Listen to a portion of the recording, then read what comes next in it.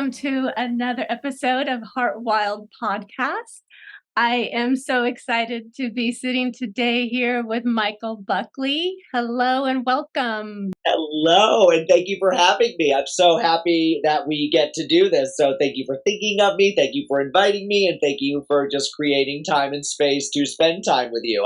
I'm excited as you are. Good.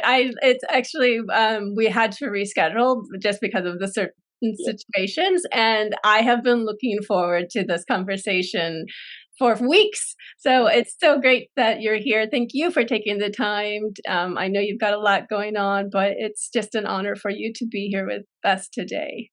Thank you. So most people will know you as, yes, a former YouTuber, but you were more than just a former YouTuber. You were groundbreaking. You were one of the first, record breaking. You were high up there on entertainment. You established yourself as the first original YouTuber. And then July 2016, that came to an end. You put out your last podcast. And at the same time, July 2016, I actually drove across the United States from San Francisco on my way to New York City. And we collided. And I don't think it was coincidental that we both collided that time in our lives when you made a major shift and I made a major shift. And from what I witnessed, you had down a path with a little more purpose at that time. And I've got to witness a little bit of that. Do you want to talk a little bit about that shift from when you left YouTuber and now you're kind of living this little path of purpose? Yeah. So, I mean, it's funny because I think the word purpose is very big, and I feel like my purpose was always the same. My purpose is to be an example of joy and possibility. I was doing that as a YouTuber, but it's interesting because, like, being a YouTuber, that was the longest I ever did anything. I did that for 10 years.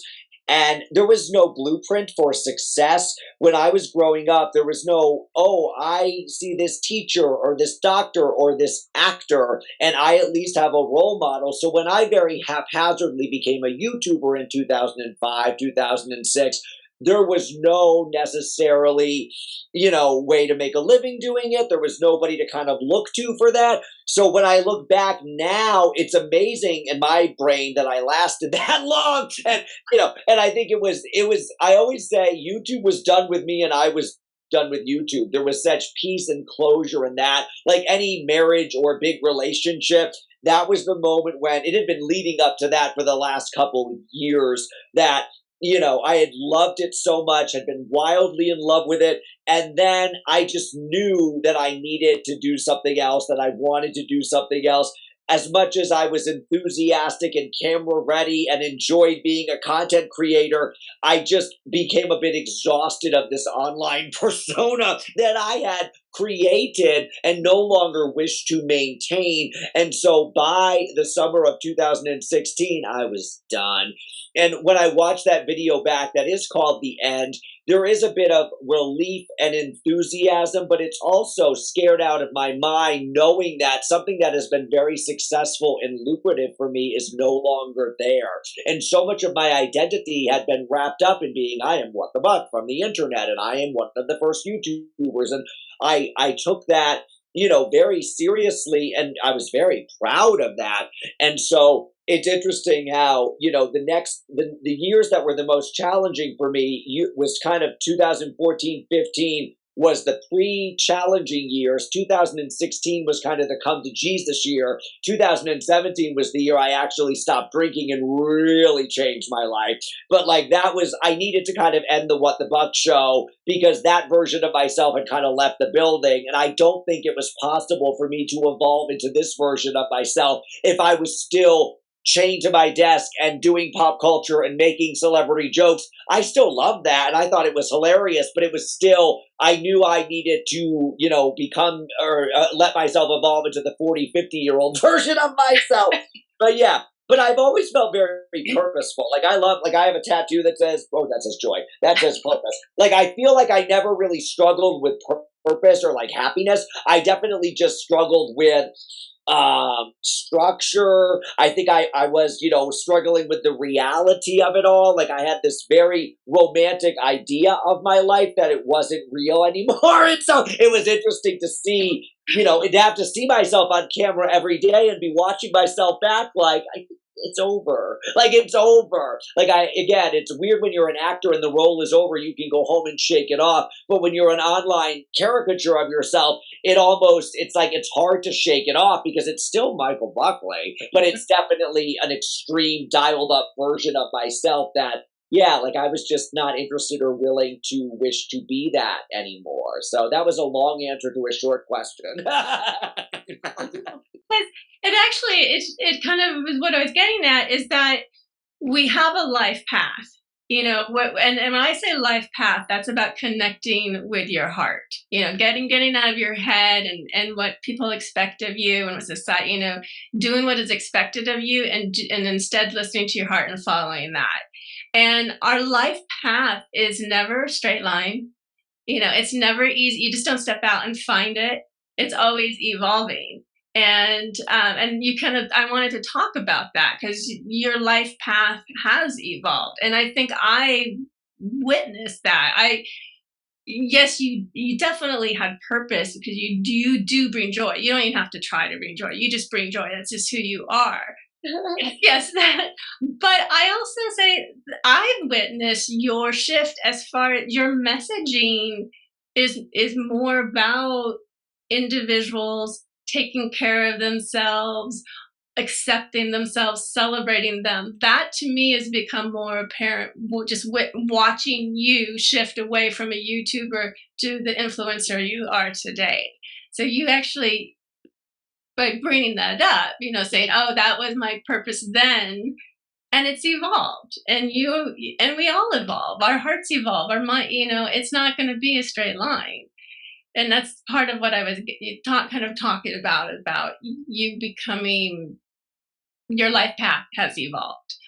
And my interests have changed and my passions have changed and I've changed. And so it's been fun to just watch myself navigate the world differently because I always see myself like in different versions of myself. And I watch how 25-year-old me would handle this, 35-year-old me would handle this, and this current version of me handles everything real well. So it's amazing though when something happens, how a previous version of me could pop into my head and be like, and now that's been the fun part too, and letting my interests change. I think that was the thing too. Like, I think I was wired to just kind of, and it was weird as a grown up after the age of 40 to develop new interests and hobbies because sometimes I would just try and connect with the previous hobby because it's easier. Like, oh, I used to enjoy doing this, so I'll do this again.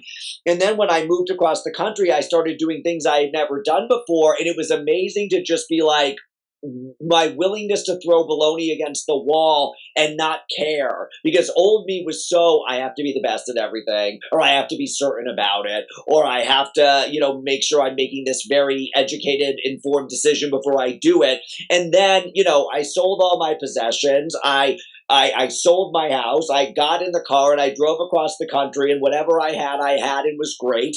I went from living a very big life, and then I have this very small life, and my life feels bigger than ever. And like that's the most amazing part to notice. On the outside, my life would appear much smaller, but internally, and it feels so much bigger and more fulfilling and satisfying in different ways. And a lot of that is letting my interest shift. I'm about to be 48 years old, so the things that I was interested in at 38 or 28, I'm sort of interested in, but I'm way more interested in, 52-year-old me who I've not even met yet. So I'm always like, I'm doing this work for him so I can keep evolving into the highest and best version of myself, which I always was. Like, that's the funny, lovely part about all of this. It's not like there was this shitty version of myself that I needed to shed to get to this amazing version of myself was always there, but like you said, it was just the path was different, and the ways to get there are different, and the way to make a living, and the way to connect with people in romantic and friendship and community have been different. But it is, like you said, it's always this, the heart-centered stuff that it's our best compass to be like, yep, I'm doing the right and useful thing for myself in the world in this moment. And I have felt that way for the last many years now, which what a luxury to wake up every day and feel that. Well, I like what you said because this is who you are. Your heart is who you are. And this is your mind is always going to change. And that's what's always evolving. And so your compass through life is just tapping into your heart. Mm. And another thing that I like what you said, because I was doing some personal work these last few years. I mean, a lot of people during the pandemic got sent to their rooms and had to do a lot of thinking, and a lot of stuff surfaced, and we had to address that. And addressing some of my wounds that I hadn't addressed, and just going into the dark, reaching out to a lot of people. And one person gave me a wonderful tip, and they said, start questioning everything you like. Mm. And do you really like this? Is this your favorite food? Is this your favorite color? Is this your favorite music? And and and I'm realizing that a lot of those things are things that no longer fit me, because I'm a different person. And so I really like this? No, I thought I did, but I really don't. So it's this that constant, not only is our heart evolving, not only are our thoughts evolving, we're just constantly growing, we're constantly changing, and um we're never the same person. And I think that awareness also is what helps us keep us on our path and keeping us moving forward. And I think people like you and I love that. Like, we're like, let's go. What's next? And that's why other people struggle because, they don't like change, or they're just so married to the idea of who they're supposed to be. And, oh, I was supposed to get married and stay in this town and have 4 point. And then the moment they're off that, they're instantly depressed, or they're instantly drinking, or life is not adding up to their script in their head. And that's why, right, the older we get, we write the script. Like, we get to decide how we want to spend our time and how we want to spend our money. And any relationship that we are in at this age should be 100% getting at. Like, I love when I meet people who are still tolerating like high school friends. I'm like, why? What? Like, on what play? You don't need to be friends with this cousin or this in-law or even your mother and father if they did not love you unconditionally at age 50. Guess what? You do not have to have a relationship with them. How wonderful as adults that we get to spend the time and the emotional energy we wish to, and we don't teach kids that, and that's why they're constantly giving emotional energy and time to people, and then they're like disappointed, like, wow, I wasted time. And now I don't waste any time with any people or any events or anything that I don't wish to, and that's, again, a luxury, but I want everybody to live that way. Like, how dare you tolerate a relationship or a hobby or a job that is not useful and amazing for you? Well, and a lot of people don't know how to make that change. And that's where you come in so handy. And I'm definitely giving it my best to be a role model, to just step into that and say, I can actually, this is how it's done, and giving them the tools and the tips and everything to make that change, because it is scary to step into the unknown. And I'm going to keep pushing you up onto this pedestal, but I mean, you have this wonderful platform and you are able to reach more people. How does that feel? So it feels lovely. And I will tell you though, like, when I was a YouTuber and I was reaching hundreds of thousands of people a day, which is a lot of people, I almost was, I saw myself become shyer and less willing to shine, because it was almost like I almost didn't want the attention. It felt a little, I don't know how to explain it. Like, it's so funny because it's so many years ago, but I don't want to say I didn't enjoy it, but I didn't necessarily bask in it. Like, it wasn't like that was the least compelling part of it, was having the influence and positively impacting people.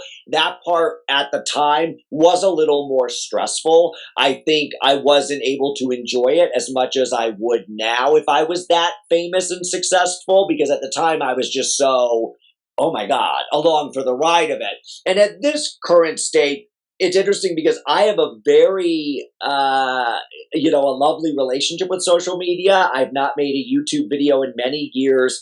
I have no real interest in content creation. The only thing I do is I go on Instagram story every day, and I just kind of go through my rituals and my routines, and I do sneak in some coaching here and there just to, again, live in line with my purpose and add value to the world. But I love it. I love it. I love it. I love who I get to be in the world, and I love the response to it because it is. People appreciate. Even today, I went on a little bit more about loving yourself unconditionally and not negotiating your worthiness. And plenty of people do slide into my DMs and just say, God, I needed to hear that today. And so, again, I am reminding people I'm doing this all day, every day for me. It's not like I'm sitting here like, I figured it all out. I am the product of this work, and I am actively and on purpose liking and loving and taking care of myself all day, every day. And that's why I like to just hop on Instagram story just from a place of I'm doing this great work and I'm encouraging you to as well. So yeah, like I love it. I feel I love who I am in the world and I love sharing it with the world. It's a nice way to think of it. It's how do I say this? It's like you do your work and it pays off, and you are a role model because you do your work and you continue to do your work, and that actually we did talk about, as you go through change and it's kind of scary.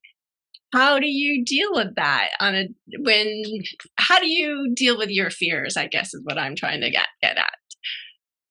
So at this point, I will tell you, I love it. I love it. I love it. I love changing. I love being adaptable. I feel like adaptable is an emotion that I've practiced on purpose for years.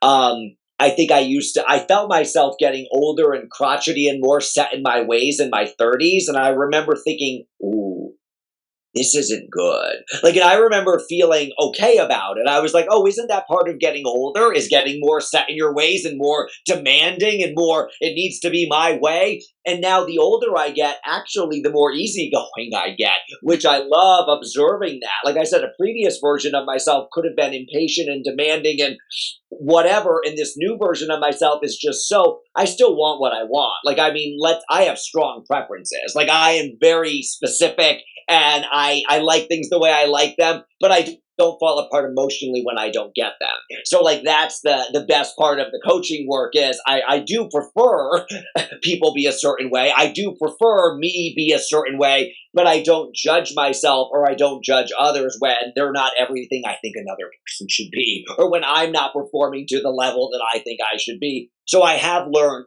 to continue to have high standards for myself. My ambition and my competitiveness is as much as it's ever been, but my grace and compassion is more than it's ever been. When I was younger, the ambition and the competitiveness often derailed me. Or it often was, again, a bit of the false pleasure that it's like, what are you going to do when you get there, buddy? When I look back on YouTube, I was the number 2 YouTuber for years. I was in the top 10 for like 5 years of every channel. And now it's like, that sounds bananas that I was one of the best in the world. And I was just so competitive. I wasn't number 1.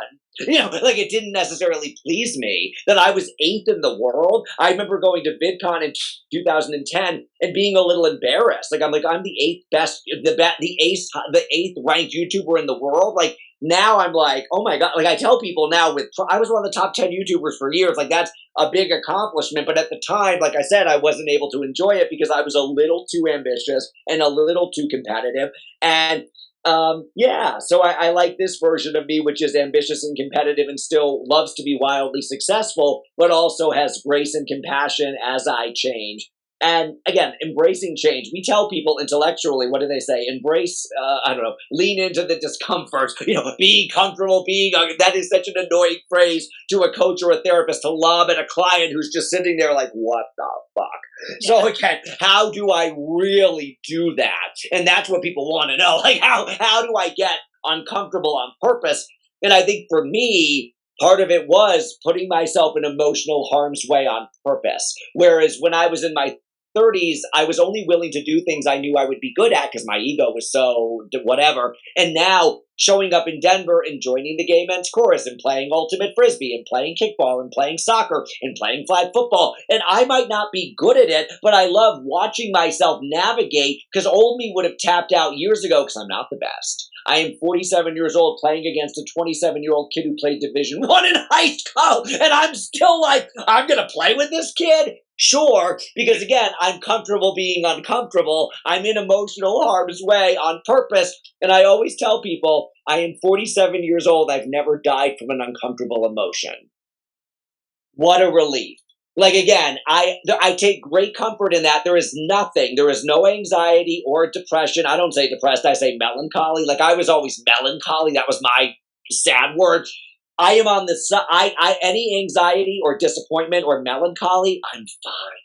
So how comforting to know that. You know, my mother died when I was young. I had a major drinking problem. I was wildly successful and then I wasn't. I was very rich and then pretty poor. I'm fine. I was divorced. I left my husband abruptly I'm fine. So again, the older I get, I keep proving to myself, no matter what happens in life, oh God, I'm fine either way. Yay. I could lose it all tomorrow. I'd still be fine. The world still spins. The world will still spin. So, it doesn't yeah. stop.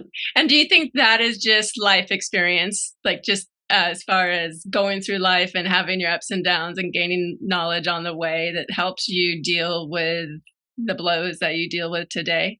A little bit, because I think the perspective is hard when you're a kid, because it's like when you tell a 13-year-old you'll have many great loves in their life, they're 13. Like that is the most devastating heartbreak of 14. They don't have the emotional intelligence or the life experience. So we always have to offer kids perspective and they're like, oh my God, I have a kid brain. So again, I do think my adult brain, which is fully formed, is doing a good job giving itself perspective every day. And that's why, again, I remain joyful in all circumstances. I remain thankful no matter what's happening in my world. And I always say to people, if they say, why are you so happy? The truth is, I say, I could be hit by a bus tomorrow. And if this is it, I'm going to enjoy this. So if this is my last interaction in the world, don't you dare think I'm not going to sit here and have the most magical, wonderful time with you.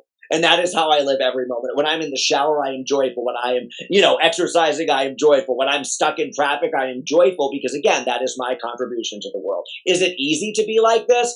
I think what's the alternative?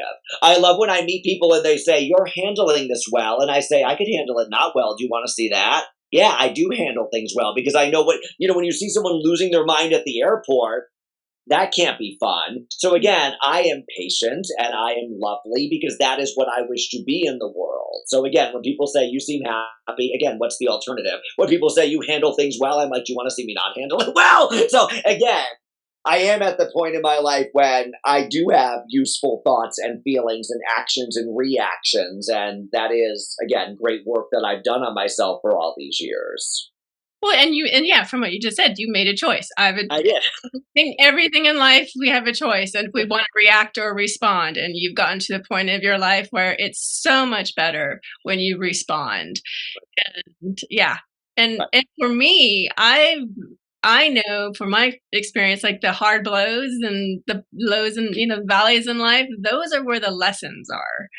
And when you're everything is going your way, you're skipping and sniffing flowers, la la la la. There's no growth in that. There's joy and there's happiness and there's love, which is great, which is part of life. But you're too caught up in the happiness to actually grow. And it's when we have those knocks, when the bumps in the roads, that's when you have to see things differently.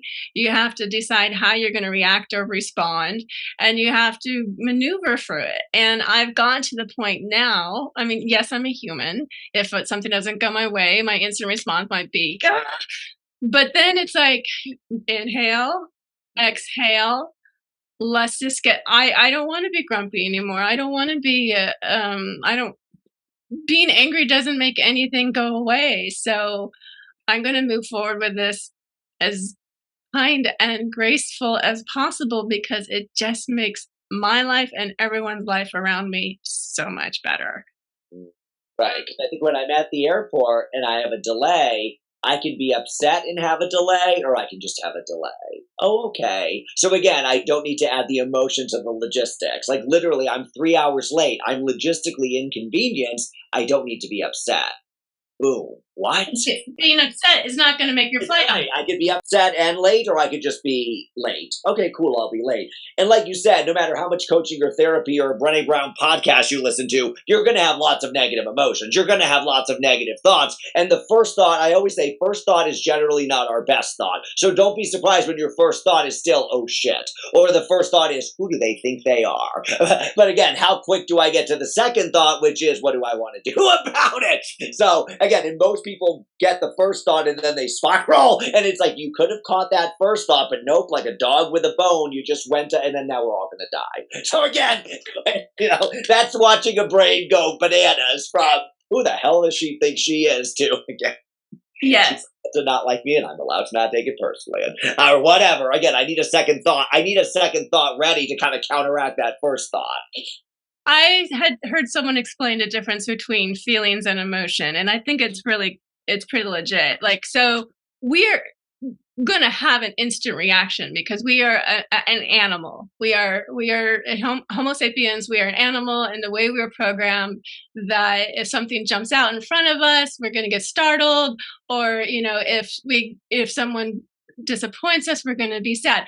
That's gonna have that physical reaction that we're gonna have will last 30 to 90 seconds, and then the story that we attach to it is what determines how long it lasts. And it can last a lifetime if you choose, or it can just be like, let's just be realistic, that just happened, and let go of the story and move on. But it's the story is what will determine how long it lasts in our head. That we determine. Right. When someone is upset about something 20 years ago, they're telling the same shitty story. They're living in the past. Arguing with reality, or they're wishing it had ended different.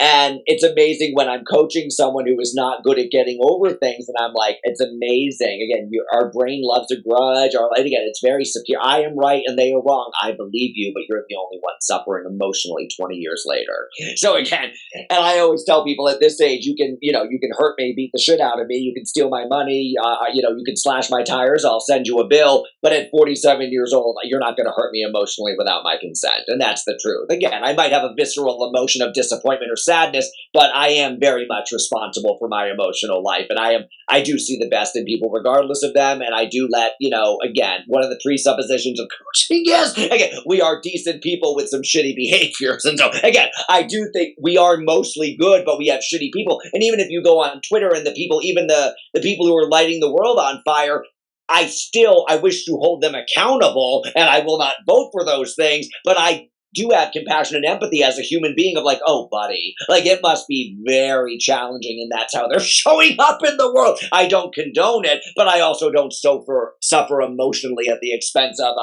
a political disagreement on the Twitter, That's where compassion and empathy comes in, is understanding that someone that has everything going on for them, if you're full of love, if you have your basic needs, if you are around people that love you and are able to have your food and shelter and everything, if you are a balanced emotional person, you behave with kindness and you treat yourself well and others well.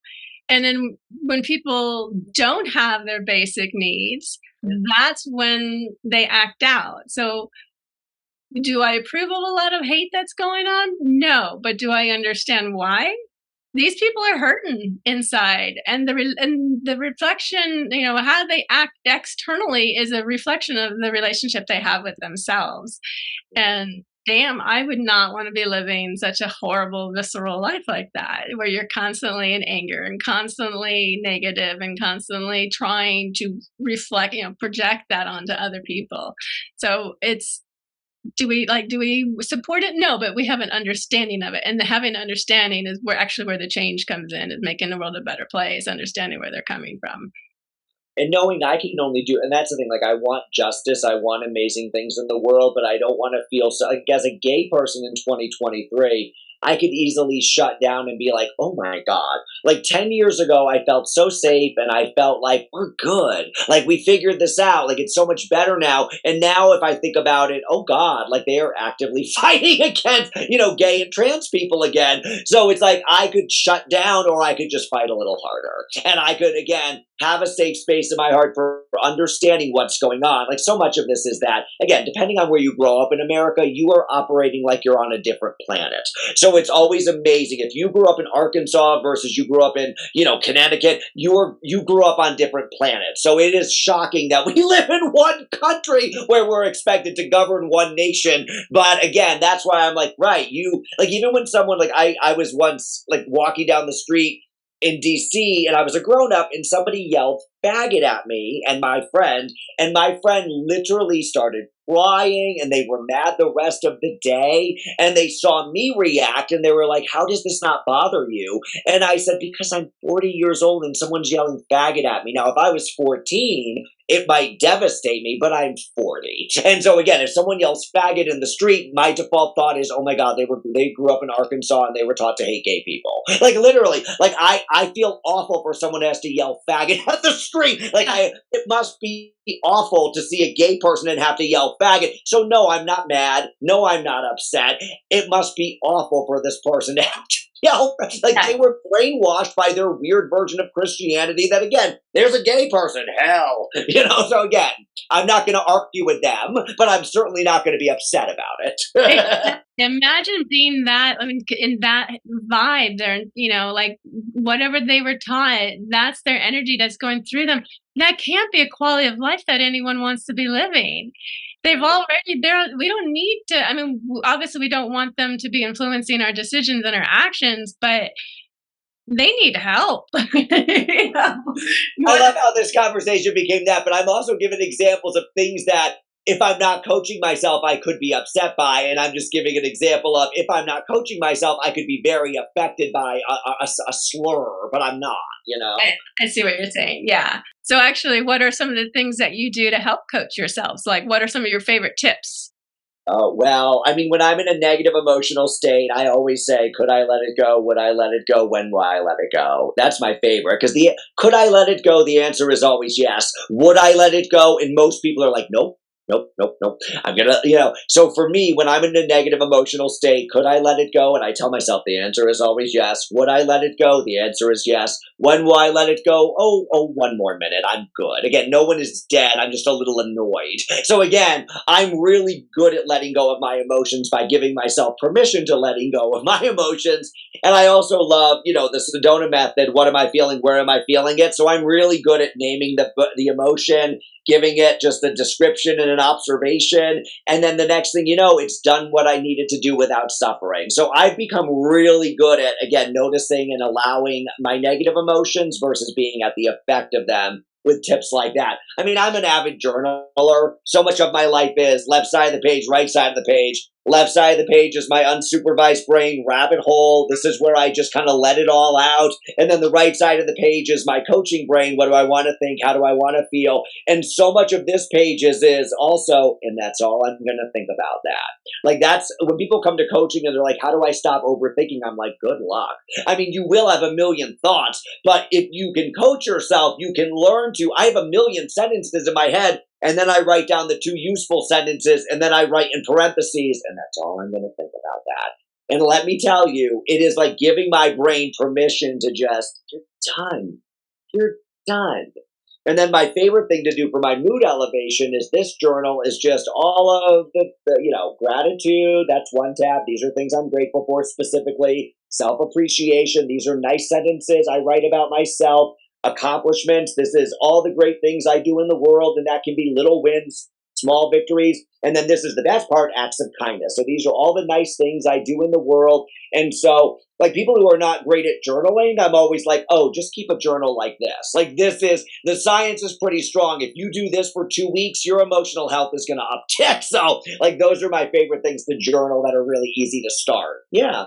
Oh, I love journaling. I mean, it is one of the, yeah, oh, absolutely. And I can tell the quality of my life when I kind of get out of the habit of journaling and I'm not feeling my best and it's like, oh, I haven't journaled in a while. And then once I get it back out, someone described journaling as it's a way to speak your voice and be heard at the same time. And it's like you were saying, like you can take 101 things and just write it down and you have that clarity, and that clarity is now tangible.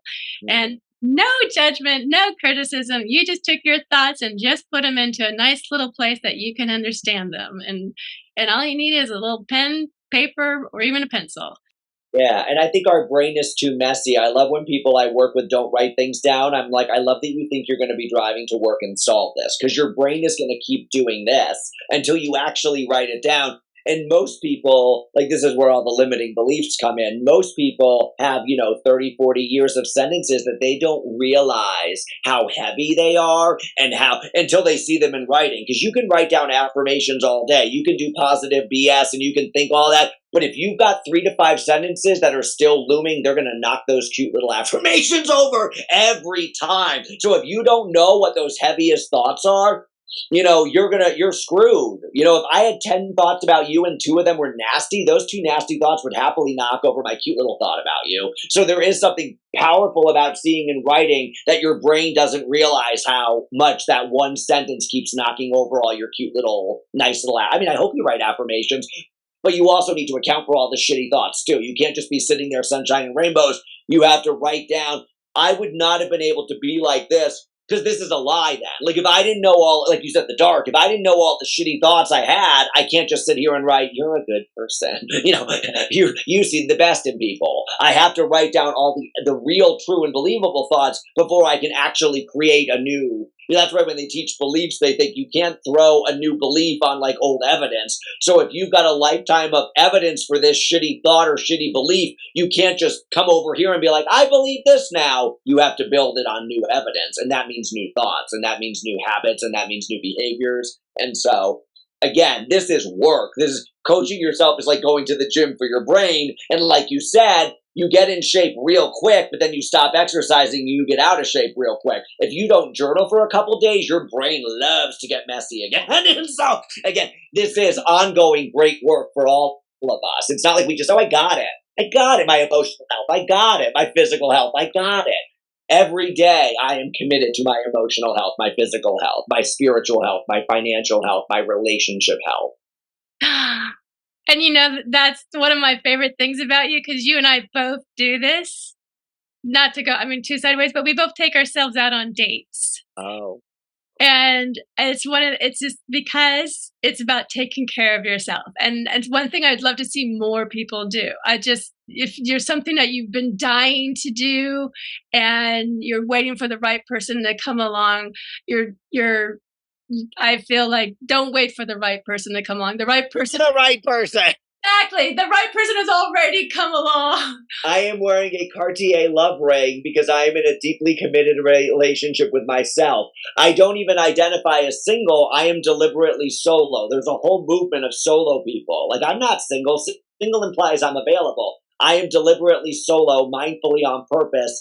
I love that. So I wear a ring because I'm committed to myself. I'm going to a play with myself tomorrow. I go to the movies by myself. I go to fancy dinner by myself. There is not a week that goes by. I went to a hockey game by myself, a professional. I go to sports by myself. I travel by myself. I am a solo person. So I don't need to go and ask a friend to go to dinner. I'm taking myself to dinner. Occasionally, I'll wish to include a friend, but most of the time, I am a solo person, so this is how I am in the world. I love spending time with myself. I love showing myself a good time. And again, yes, like you said, I wish more people would do that because it's really fun. And again, why would I want to I want to go to a concert. I'm going to go.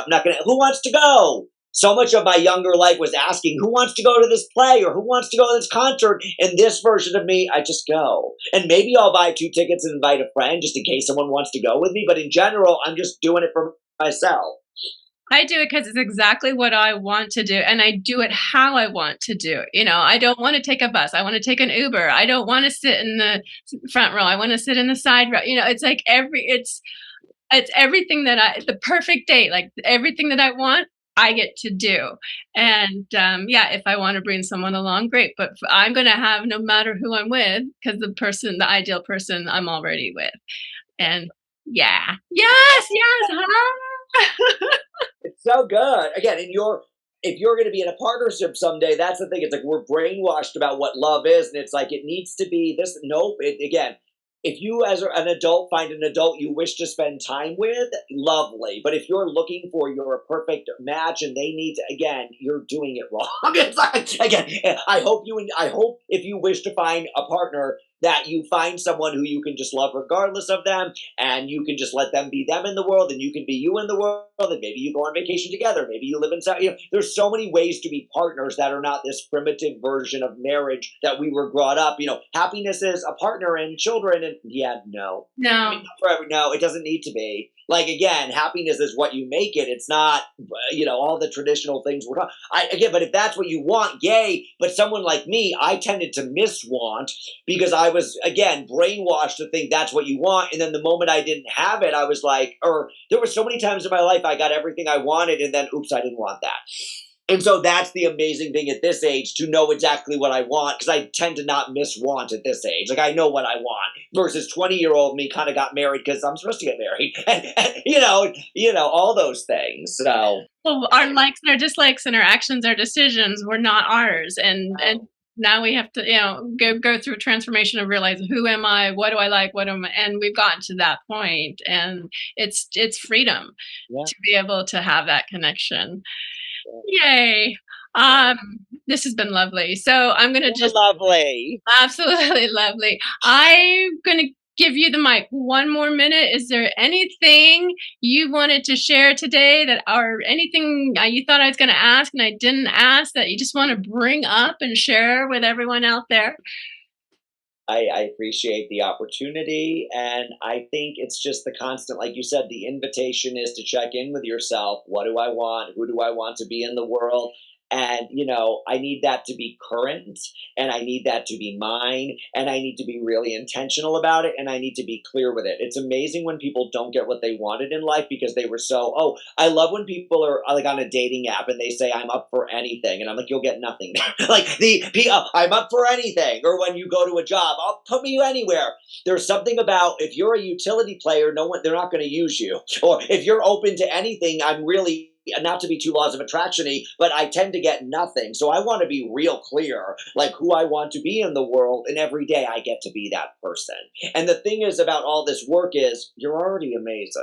Like, I always think that, like, you don't need to go again spend all this money to become this. Again, it's you. It's just figuring out, where am I killing it, and what are my thoughts or feelings or habits that tend to derail me, and then I can minimize and soften those, but I can also accentuate all of my strengths and all of the ways I am amazing and joyful and purposeful, and that does not need to be tied to my weight or my marriage or my finances. That is tied to any of those things. And again, we are the great love of our life. This is the most important work we'll ever do. I do hope you have great jobs, and I do hope you have great marriages and lovely children. But again, at the end of the day, this is all you have. So again, how dare you ignore yourself? And that's what most people do. They put all their energy into their children or into their job, and then they're sitting there like, what about me? So right, today, what about me? Mm-hmm. Mm-hmm. There are enough hours in the day. Time is a mental construct. And when you meet people who say there's not enough hours in the day, it's like, I don't live like that. I have plenty of hours in the day to take care of myself and do everything I need and want in my life. And again, if you're not living that life, like you said, everything is a choice. And I'm like, when people think they don't have time, I'm like, are you in a cult? What do you mean? I don't know. Are you in a cult? You have no free will. Again, there is a way to make this work. I believe people have challenging logistics and circumstances to battle through.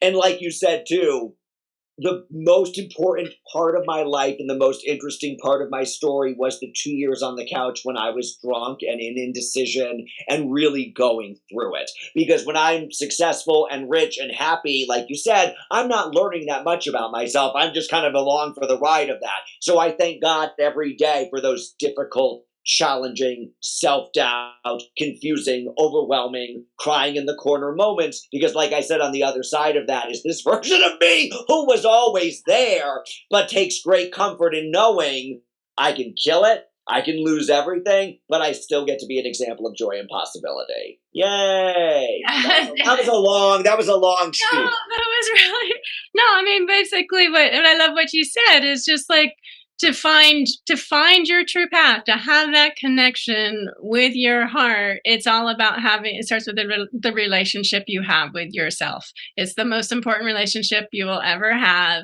And as soon as you start loving yourself, you start making better decisions for yourself, make better actions, and it ripples out in the quality of your life. But it's not from the outside, it starts with the inside.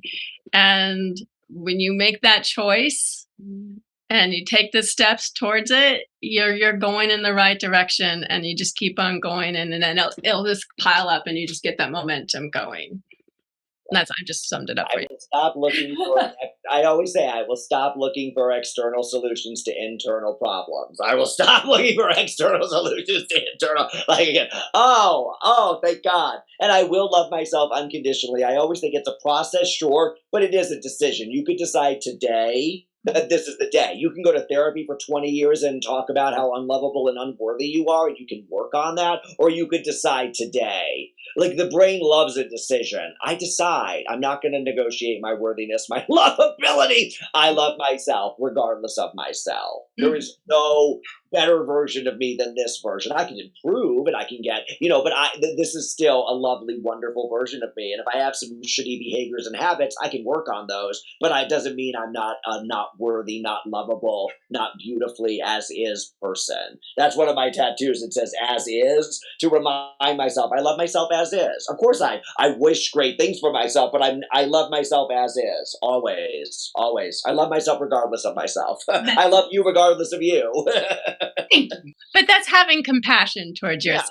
And that's part of it's having, when you got to fill yourself with, on this journey, it's a self-love. It's having that compassion and not being judgmental because we're all going to make a mistake every night. We all fumble. Nothing's a straight line. Nothing's going to be smooth. Everything's going to be bumpy and curvy, and you just be kind to yourself and be full of compassion as you're going through that process. And then you get to, live a joyful life. Yay. And we want that for everybody. We do. That's why we do what we do. Yeah. This has been an absolute pleasure. Thank you so much for just being you, for taking the time, and for sharing. You've shared a lot of great tools in this conversation. So I hope people were taking notes, because I'm actually going to rewatch this and write those down and apply them to myself. So thank you for sharing that knowledge. I know a lot of people will get some use out of that. And until next time. Thank you. Thanks for listening. Thanks, Carrie. Thank you.